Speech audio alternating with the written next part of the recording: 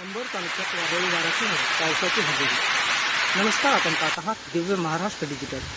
काल सायंकाळी अंबड तालुक्यातील दुनगाव गावासह परिसरात वादळी वाऱ्यासह पावसाने हजेरी लावली। या अचानक आलेल्या वादळी वाऱ्यामुळे नागरिकांमध्ये तारांबळ उडाली। या अचानक आलेल्या वादळी वाऱ्यामुळे काहींच्या घरावरील पत्रे उडाली, झाडे उमलून पडली, काही ठिकाणी विजेचे पोल पडले।